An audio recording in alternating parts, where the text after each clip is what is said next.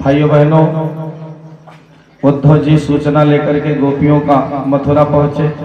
भगवान श्री कृष्ण ने कहा, क्यों भाई, आप तो कहते थे वे सब गंवार हैं, गंवारों के बीच इतने दिन कैसे रहे? उद्धव जी ने कहा, आपके पास तो करुणा है ही नहीं। यशोदा मैया की आंखों की ज्योति चली गई, श्री राधा जी को निद्रा ना हुई, बाल बाल सब परेशान है, आपको जाना चाहिए था। भगवान श्री कृष्ण कहते हैं, उद्धव जी अपनी आंखें बंद करो। आंख बंद करी, कुछ क्षण बाद परमात्मा कहते हैं, अब अपनी आंख खोलो। उद्धव ने अपनी आंख खोली तो देखा कि यशोदा मैया, नंद बाबा, राधा जी, सारा गोप मंडल वही विराजमान है। आचार्य सुखदेव कहते हैं, परीक्षित, भगवान की लीला थी, उद्धव को ज्ञान का बहुत घमंड चढ़ गया था, वो उतारने का। परमात्मा कभी नहीं चाहते कि हमारे भक्तों के जीवन में अभिमान जगे, योग्यता आए पर अभिमान ना आए। अभिमान ही व्यक्ति का पतन कर देता है।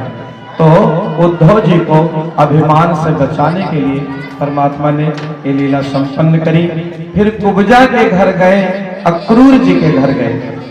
बंधुओं, भगवान श्री कृष्ण ने जब कंस का वध किया तो कंस की पत्नी अपने पिता के घर चली गई। कंस के ससुर का नाम है जरासंध। क्या नाम है माता बहनों? जरासंध। कंस की दो पत्नी हैं, एक का नाम है अस्ति, एक का नाम है प्राप्ति। आप सब पढ़े लिखे समझदार लोग यहाँ बैठे हैं। अस्ति और प्राप्ति ये दोनों संस्कृत के शब्द हैं, जिसमें अस्ति का अर्थ होता है और प्राप्ति का अर्थ होता है होगा। प्राप्ति माने प्राप्ति होगा। कंस माने अभिमान। हर व्यक्ति, हर अभिमानी व्यक्ति के मुंह में अस्ति और प्राप्ति दो ही शब्द होते हैं। अस्ति माने यह है और प्राप्ति माने वो होगा। पर जब अभिमान ही मर गया तो अस्ति प्राप्ति विदा हो गई, भाग गई। अब जो प्राप्त है वो पर्याप्त लगने लगा। जरासंध के पास पहुंच करके दोनों ने अपने पति के मृत्यु का कारण बताया। तो जरासंध ने 23 अक्षौहिणी सेना तैयार करी है मथुरा पर आक्रमण करने के लिए। अक्षौहिणी क्या होती है, मैं एक अक्षौहिणी का निवेदन करूंगा और आप सब गुणा कर लीजिएगा। सबसे बड़ी सेना जरासंध ने सजाई। महाभारत में भी दोनों सेनाओं को मिलाकर मात्र 18 अक्षौहिणी सेना रही, पर जरासंध ने अकेले 23 अक्षौहिणी सेना तैयार की। 21,870 रथ, 21,870 हाथी, 1,09,350 पैदल, 65,610 घुड़सवार, इतने एक अक्षौहिणी हुए, ऐसा पुराण में लिखा है। 23 अक्षौहिणी सेना लेकर के आक्रमण कर दिया जरासंध ने मथुरा पर। भागवत में लिखा है कि 17 बार भगवान श्री कृष्ण ने मार मार के भगाया है उसकी पूरी सेना को। जिनके भ्रिकुटी भंग करने से ही प्रलय आ जाए उनको 23 अक्षौहिणी सेना कौन बड़ी बात है। 18वीं बार जरासंध ने 11,000 विद्वान ब्राह्मणों को बुलाया और कहा, विजय मंत्र का जाप करो, ऐसा मंत्र जपो कि इस बार हमारा विजय हो जाए। अगर विजय मिल गया इस बार तो इतनी दक्षिणा दूंगा तुम्हारे नाती पोता बैठे खावेंगे, और अगर अब की हार गया तो सूली पर चढ़ा दूंगा। मैंने एक दिन कथा में कहा था कि सूली की सजा फांसी जैसी नहीं होती थी। पुराने जमाने में लोगों को सूली की सजा होती थी। एक मोटा लोहे का खंबा जैसा रहता था, ऊपर भाला जैसा सूल।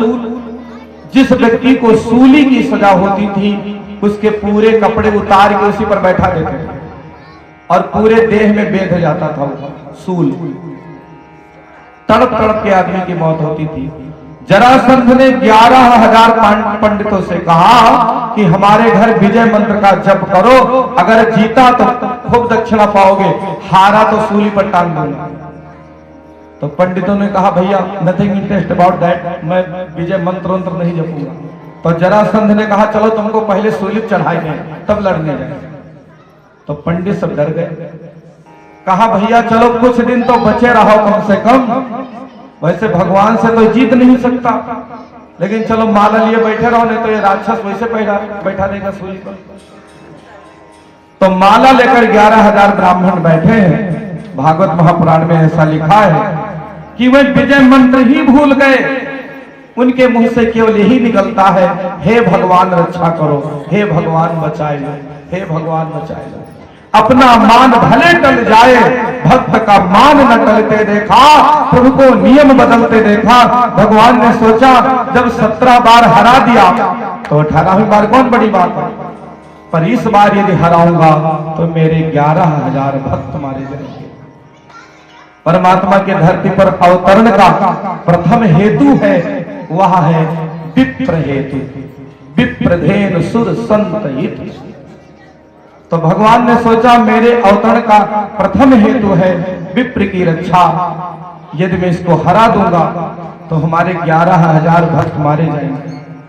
दुनिया हमें कायर कहे कहने दो, रण छोड़ कहे कहने दो, पर अपने भक्त के लिए मैं सब सह लूंगा। युद्ध क्षेत्र छोड़कर भगवान भागे, चिल्लाया जरासंध, अरे रण छोड़, कहां जा रहा है? भगवान ने ध्यान नहीं दिया। गुजरात के बड़ौदरा में भगवान की रणछोड़ मंदिर है। उत्तर प्रदेश के मथुरा से भागे गुजरात पहुंच गए, पश्चिम धौलागिरी पर्वत की गुफाओं में छिप गए। जरासंध खुश हो गया कि पंडितों ने मन लगाकर जप दिया माला, भाग गया। तो चारों तरफ मथुरा में धौलागिरी की कंदराओं में आग लगा दी। जरासंध समझा सब यदुवंशी मर गए। उससे पहले भगवान श्री कृष्ण ने जाकर के गुजरात के पश्चिम समुद्र के अंदर 48 कोस में एक पुरी का निर्माण कर दिया। 48 या 144 किलोमीटर के क्षेत्रफल का एक नगर निर्मित कर दिया और उसका नाम रखा द्वारिकापुरी। क्या नाम रखा भाइयों बहनों? जरासंध मथुरा में आग लगवावे उससे पूर्व परमात्मा ने सभी परिवारीजनों को द्वारिकापुरी में शिफ्ट कर दिया। इधर मथुरा जल गई, जरासंध खुश हो गया कि सब मर गए, भगवान ने सबकी रक्षा कर ली। राजा मुचकुंद को बहाना बना करके काल यवन का वध करा दिया। बड़े भैया बलराम जी का विवाह रैवत नरेश की पुत्री रेवती के साथ हुआ। अब बड़े भाई का ब्याह हो गया तो छोटे की बारी। विदर्भ देश के एक राजा हैं जिनका नाम है भीष्मक। क्या नाम है माता बहनों? जोर से बोलो। भीष्मक। राजा भीष्मक के 5 बेटे हैं, लेकिन बिटिया एको नहीं है। ध्यान दीजिए, बेटा धन है तो बेटी धर्म है।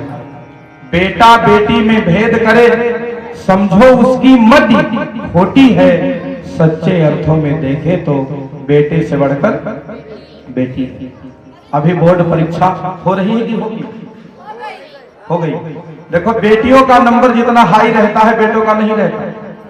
हर क्षेत्र में बेटियां आगे जा रही हैं। अब पढ़ेगी बेटी तभी तो बढ़ेगी बेटी। डॉक्टर बिटिया बन जाए, मास्टर बिटिया बन जाए, कलेक्टर बिटिया बन जाए, इंजीनियर बेटिया बन जाए, वैज्ञानिक बिटिया बने, हवाई जहाज बिटिया उड़ावत ही, मोटर कार बिटिया चलावत ही।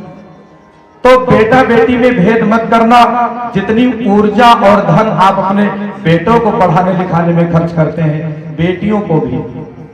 पढ़ेगी बेटी तब बढ़ेगी बेटी। और आपको निवेदन करूं कि एक बेटी जितनी परवाह कर सकती है अपने माता पिता की, बेटा कभी नहीं कर सकता। एक बिटिया आगे बढ़ती है तो 2 कुल का नाम रोशन होता है, मायके और ससुराल का। बेटे भी अच्छे हैं पर बेटियों के प्रति हमारे मन में दुर्भावना नहीं होनी चाहिए। बहुत जन के घर में बिटिया पैदा हो जाए तो मुंह वैसे बने जैसे फुटहा कटवाला। अब मलावा गांव तो हमको पता नहीं। एक जन के यहाँ बिटिया पैदा हुई तो बूढ़ा मुड़ पीट पीट रोवे। सबसे ज्यादा तकलीफ किसको होता है? सास को, अगर बहू को बेटी हो जाए। तो आप भी तो किसी की बेटी हो। तो बेटी के जन्म पर दुख मत मनावे। और ध्यान रहे, बहुत ऐसे महामूर्ख राक्षस हैं जो गर्भ जांच करा करके गर्भ में बेटी हो तो मरवा देते हैं। ऐसे व्यक्ति को नरक में भी ठौर नहीं है।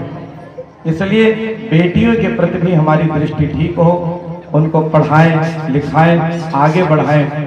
तो माँ भारती का आशीर्वाद, देव शक्तियों का आशीर्वाद, माँ दुर्गा का आशीर्वाद हम सबको और अधिक मिल सके। बंधुओं, राजा भीष्मक के 5 बेटे हैं, रुक्मी, रुक्मरथ, रुक्मकेश, रुक्मबाहु और रुक्ममाली, लेकिन बिटिया एक भी नहीं है। राजा को बहुत दुख है कि हे विधाता, एक बेटी भी हो जाए, मुन्ने की एक बहन हो, जल्दी पूरा हो परिवार।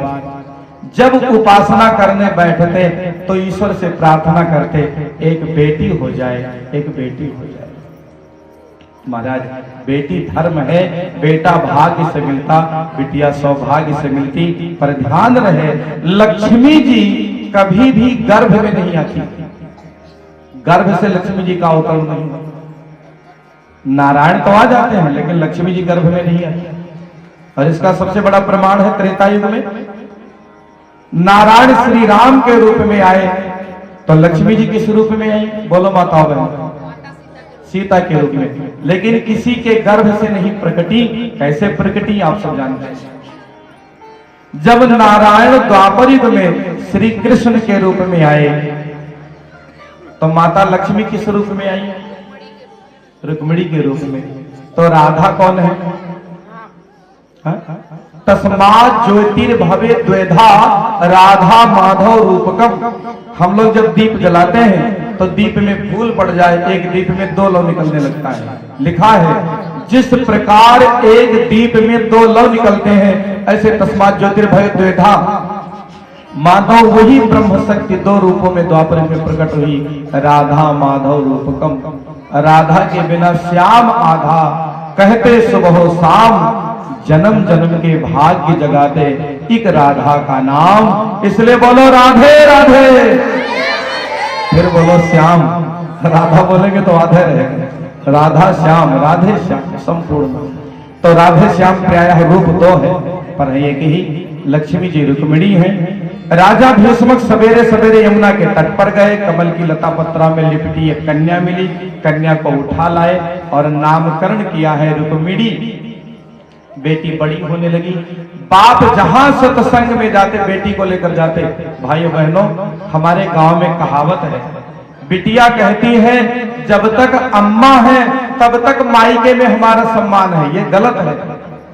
बेटी का जितना महत्व बाप के रहते रहते मायके में रहता है, बाप के नहीं रहने पर वो महत्व नहीं रहता।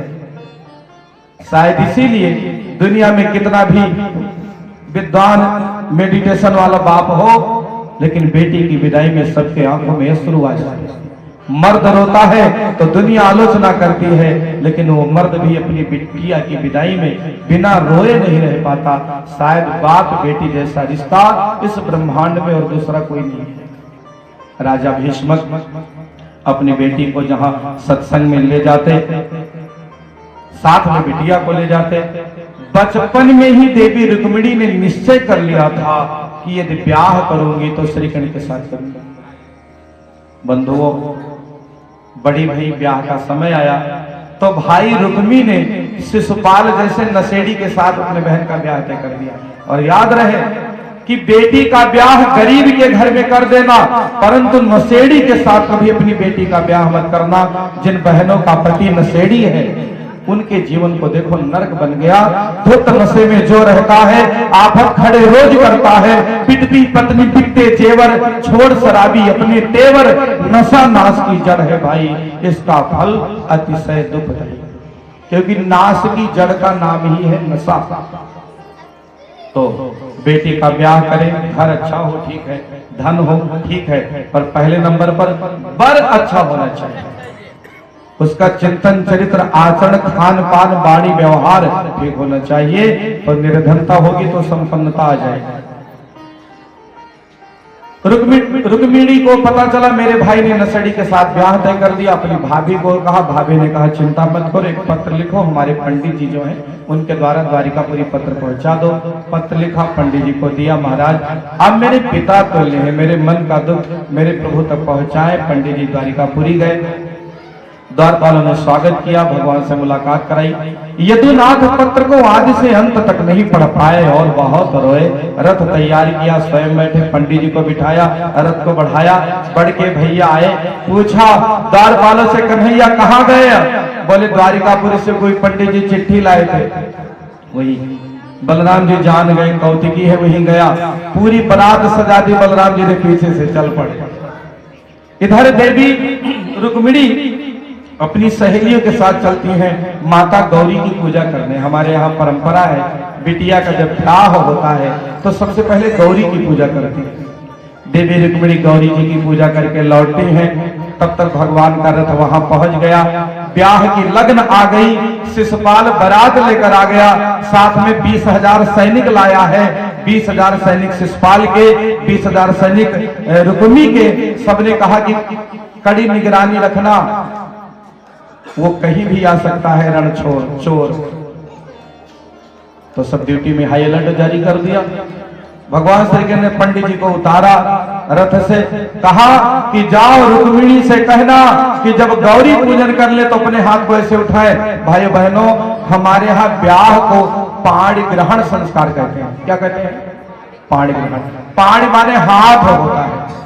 पति पत्नी जब ब्याह करते हैं, जो पंडित जी लोग ब्याह कराते हैं जानते हैं कि वो हाथ पकड़ता है पति अपने पत्नी का। पाणी माने हाथ, ग्रहण माने स्वीकार करना।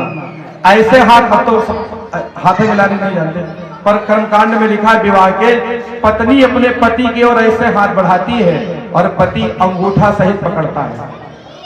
बाकी लोग हाथ मिलाते तो कहते भैया अंगूठा बहने न रखो, लेकिन पति पत्नी के बीच में हवा को भी स्थान नहीं है। पति पत्नी के बीच में विश्वासों का रिश्ता है, इसलिए कुछ भी अलग नहीं, एकाकार। पत्नी अंगूठे के साथ हाथ बढ़ाती है और पति पाणी ग्रहण कर लेता है। भगवान श्री कृष्ण ने पंडित जी को कहा कि जाओ वहीं खड़े मंत्र पढ़ना, रुक्मिणी को कहना दाहिना हाथ बढ़ाएगी मैं पाणी ग्रहण कर लूंगा। देवी जब पूजा कर रही है तो एक ही भाव है, अपनी सहेलियों को बुला रही है। और हमारे कार्यकर्ता बंधु ध्यान दें, आज का जो विशेष कार्यक्रम है, जो बच्चे तैयार हैं उनको लाकर यहाँ आसन पर बैठाएं। अब कार्यक्रम बहुत देर तक नहीं चलेगा, सब भाई बहन आरती प्रसाद के पश्चात प्रस्थान करेंगे। ये बहुत अच्छा संयोग और सौभाग्य है कि हम सभी के मध्य आदरणीय विधायक जी भी उपस्थित हैं और अभी विधायक जी का भी हम लोग आइए प्रवचन सुने 5 मिनट। विधायक जी बहुत बड़े धर्मधर है, बहुत अच्छा लगता है। 5 मिनट के लिए आप मंच पर आ जाएं, प्रार्थना आइए।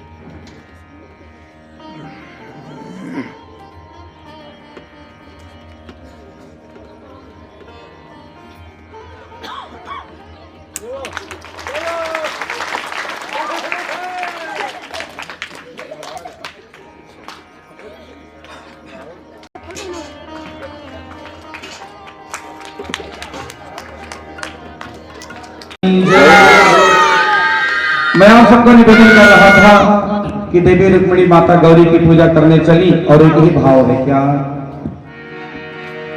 आओ मेरी सखियों मुझे मेहंदी लगा दो,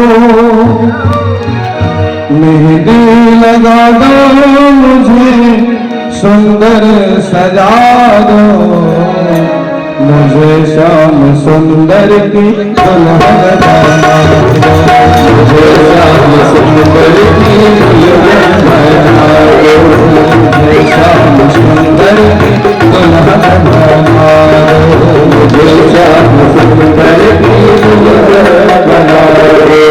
आओ मेरी सखियों मुझे मेहंदी लगा दो, आओ मेरी सखियों मुझे मेहंदी लगा दो, लगा दो मुझे सुंदर सजा दो, लगा दो मुझे सुंदर सजा दो,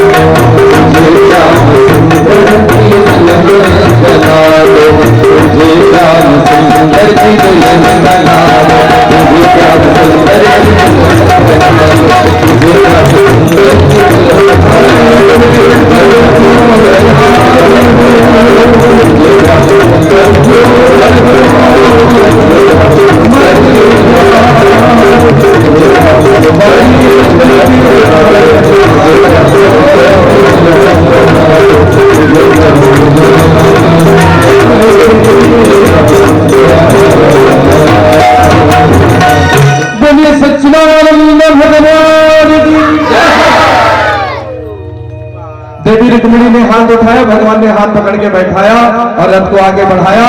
फिर पहुंच गए महाराज द्वारिकापुरी में। द्वारिकापुरी में जाते ही घर घर आनंद छा हुआ। वैदिक विधान से नियम सहित रुक्मिणी कृष्ण का ब्याह हुआ। बोले सच्चिदानंद भगवान की जय। आइए दीवान जी छोटी सी भजन शुरू करें और पंडित जी आइए भगवान का पूजन शुरू कराना।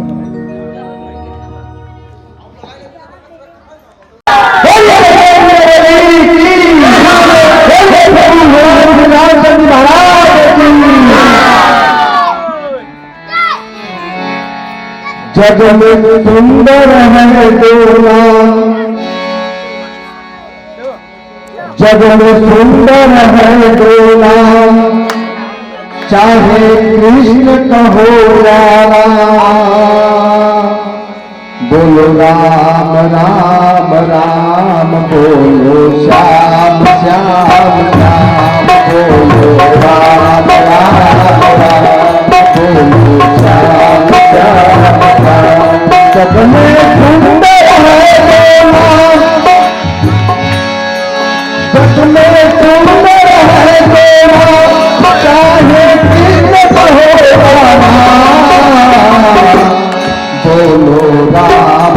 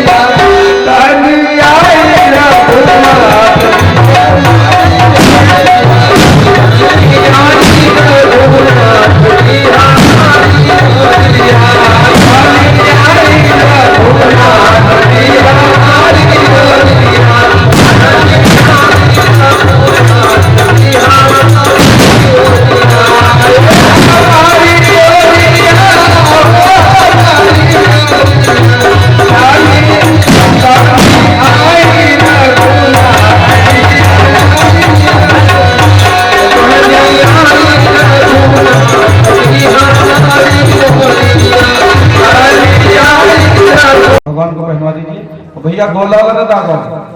अब निवेदन करेंगे श्रीमान प्रधान जी को, द्विवेदी जी को, आप कृपया मंच पर आने की कृपा।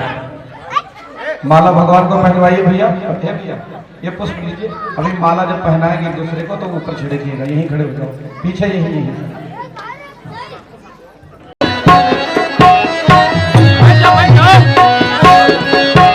कोई भाई बहन खड़े नहीं होंगे अभी, सब लोग बैठ जाओ, अभी सबको मौका मिलेगा यहाँ आने का, सब लोग बैठ जाइए। चलो भगवान को माला पहनाइए, पहनाइए। मंगलम भगवान विष्णु मंगलम गोवर्धन मंगलम पुंडरीकाक्ष मंगलाय तनोहरि। सब भाई बहन ताली बजाएं। अब 10 मिनट का समय है, जिन भाई बहनों को भगवान को प्रणाम करना है या समर्पित करना चाहते हैं कर सकते हैं, लेकिन भीड़ नहीं लगाना है, आराम आराम से कम कम लोग आएंगे। परिवार के लोग पहले प्रणाम कर लेंगे। आइए संगीतकार बंधुओं से छोटी सी भजन सुने, फिर आदरणीय प्रधान जी का उद्बोधन होगा, फिर हम सब लोग आरती करके प्रसाद लेंगे। धन्यवाद। पंडित जी सबको कार्यक्रम कराते हैं परिवार में।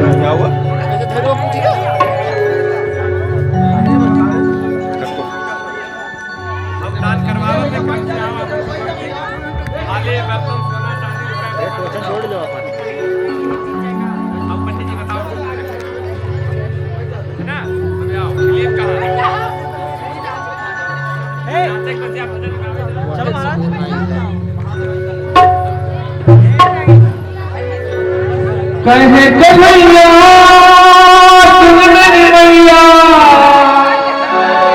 कहे कन्हैया सुन मेरी मैया, मान ले मेरी बात, शादी करवा दे रे रुकमन रानी के पास, शादी करवा दे रे रुकमन रानी के पास।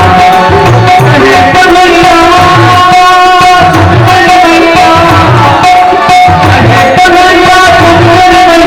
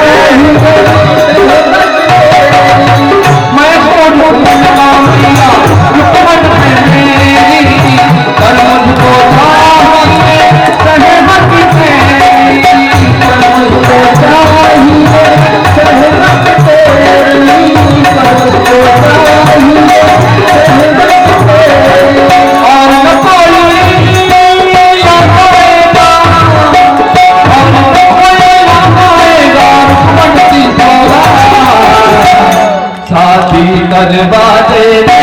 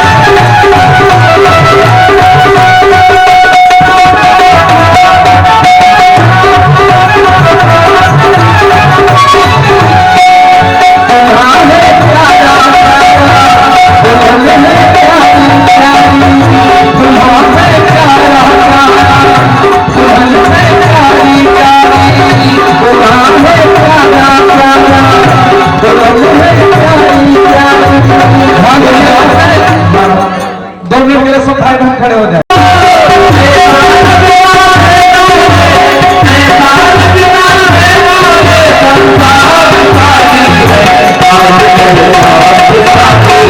Thank you.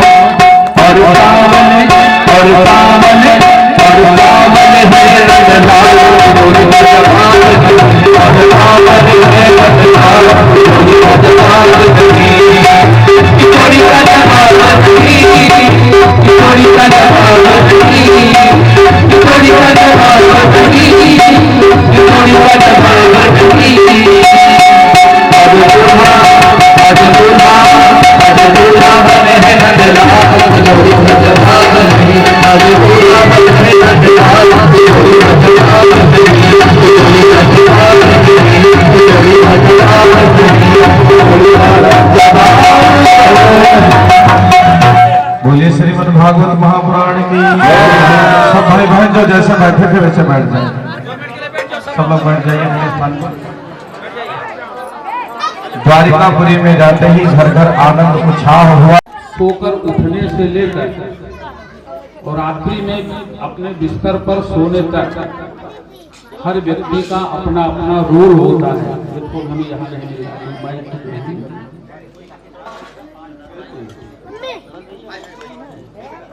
रोल की भूमिका में व्यास मंच पर विराजमान महाराजा परीक्षित की भूमिका में आदरणीय जयप्रकाश नारायण तिवारी जी सपत्नी विराजमान हैं। इनके परिवार के इन्नू भैया ने, सब पुत्रों ने बहुत अच्छी रचना की है, जिससे भैया द्वारकानाथ जी के मुख से हम सबको श्रीमद् भागवत महापुराण की कथा को सुनने का अवसर मिला है। इस महापुराण में जो यहाँ व्यास मंच पर है 23 अवतारों की कथा है और 24वें अवतार की भविष्यवाणी।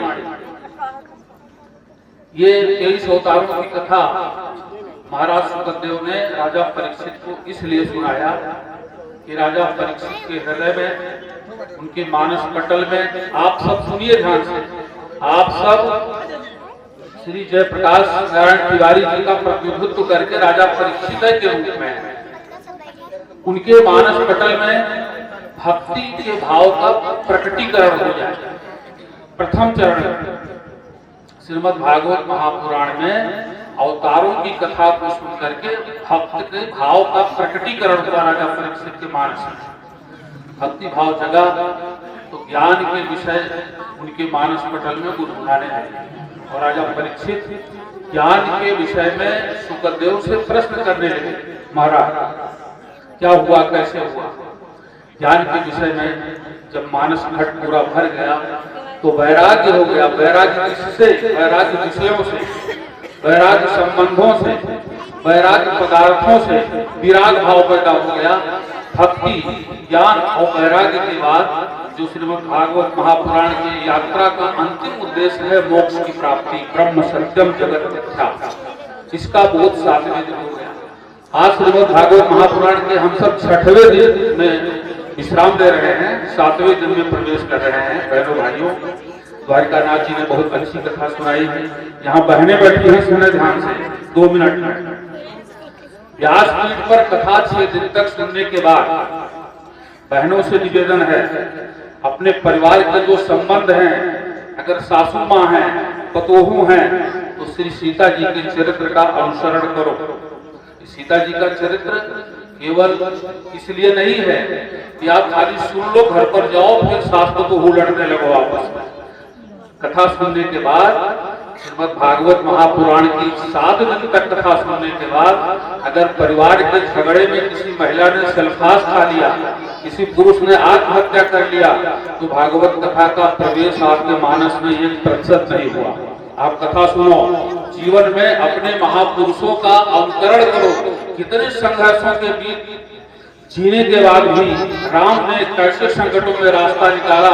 जब अपने जीवन में भटकाव आए तो श्रीमद् भागवत महापुराण के राम के कृष्ण के उस चरित्र का अध्ययन करो और उस मार्ग से अपने रास्ता को प्रशस्त करो तो जीवन सुखमय होगा। कथा को सुनने का उद्देश्य ही यही है। अधिक समय न लेकर, क्योंकि रात्रि की बेला है, आप सबसे निवेदन है जितना भगवान ने आपको ज्ञान दिया है, थोड़ा अगर पढ़े लिखे नहीं हैं तो कम से कम 1 घंटा बैठकर सीताराम सीताराम जपो। द्वारकानाथ जी हम बताएं, हमारा ननिहाल बिरसिया में है। हमारी नानी बिल्कुल नहीं पढ़ी थी और जब प्रातः होता था ब्रह्मकालीन मेला में, यहाँ जिनकी आयु 50-60 साल होगी जानते होंगे, तो लोग प्रभाती गाते थे, वही हम न जाओ ससुराल। ऐसा ऐसा निर्गुण लोग गाते थे, ये माताएं बहनें गाती थी कि जीवन में आनंद बरसता था। हमारे जीवन से भजन खत्म हो रहा है। हमारे जीवन का आनंद इसलिए जा रहा है कि हम भजन से नहीं पढ़े हैं तो सीताराम सीताराम कहिए ब्रह्म मुहूर्त की बेला में, पढ़े हैं तो कुछ भजन कीजिए, सुबह शाम बैठ करके धूप आरती भगवान के आगे कीजिए, तो आपके मानस में भक्ति भाव का प्रकटीकरण होगा। पहले सोपान पर चढ़ गए, फिर ज्ञान में प्रवेश करो। मन क्या है, इंद्रिया क्या है, क्रोध क्या है, वैराग्य क्या है, विषय क्या है, ज्ञान में प्रवेश करो। और ज्ञान में जब प्रवेश करेंगे तो विषयों से वैराग्य होगा, वैराग्य होगा तो मोक्ष की प्राप्ति होगी।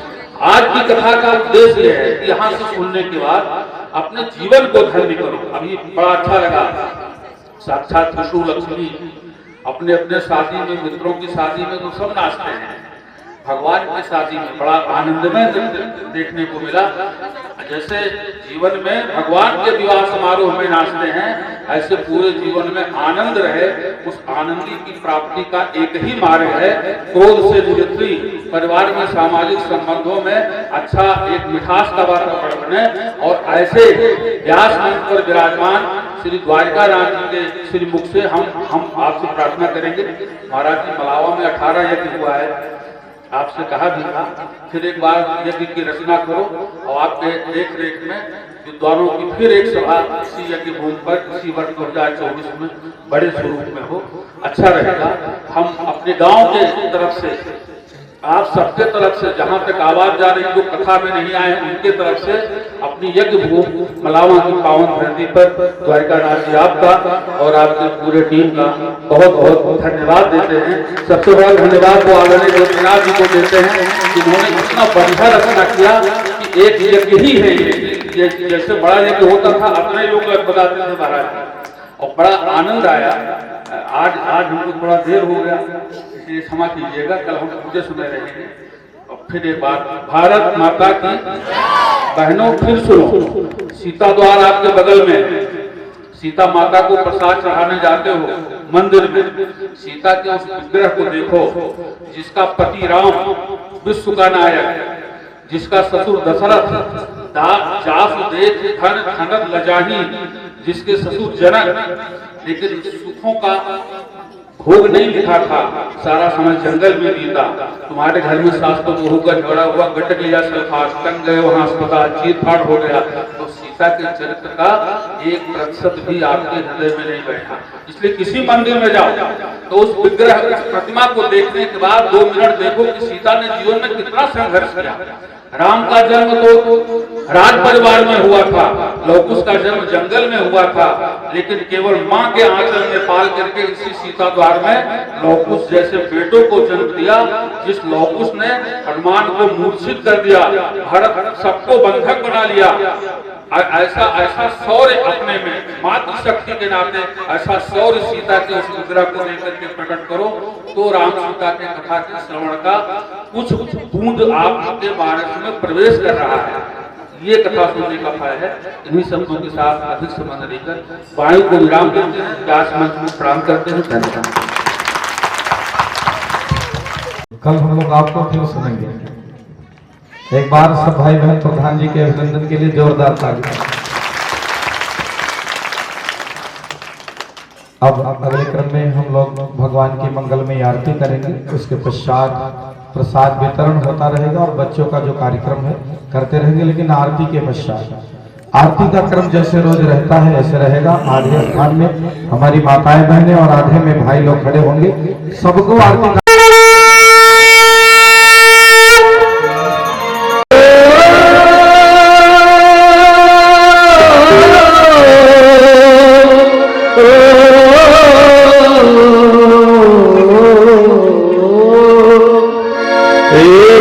गिरधर तेरी आरती गाऊं, हे गिरधर तेरी आरती गाऊं, बाके बिहारी तेरी आरती गाऊं, हे गिरधर तेरी आरती गाऊं, बाके बिहारी तेरी आरती गाऊं, आरती गाऊं प्यारे तुमको बनाऊं, आरती गाऊं प्यारे तुमको बनाऊं, आरती गाऊं प्यारे तुमको बनाऊं, आरती गाऊं प्यारे तुमको बनाऊं, बाके बिहारी तेरी आरती गाऊं, हे गिरधर तेरी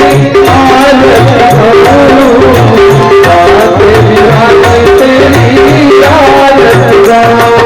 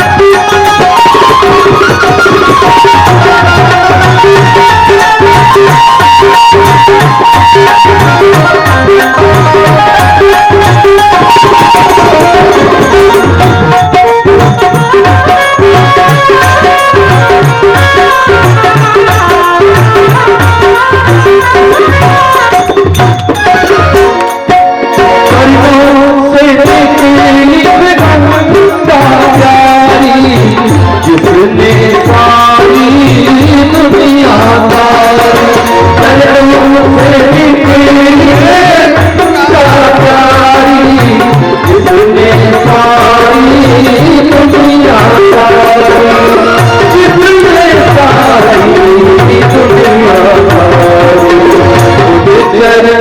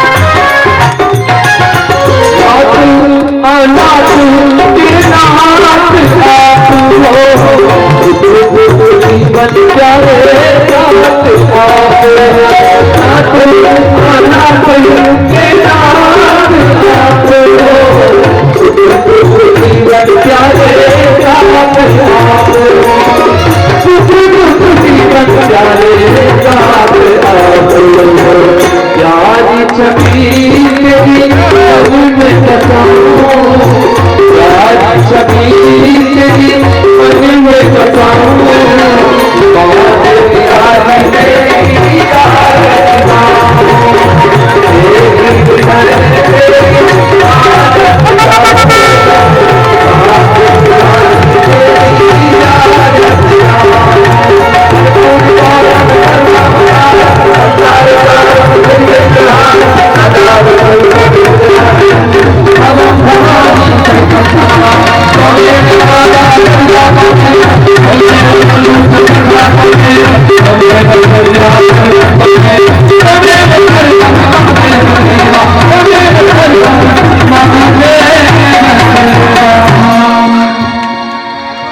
सर्वमंगल मांगल्ये शिवे सर्वार्थ साधिके शरण्ये त्र्यंबके गौरी नारायणी नमो।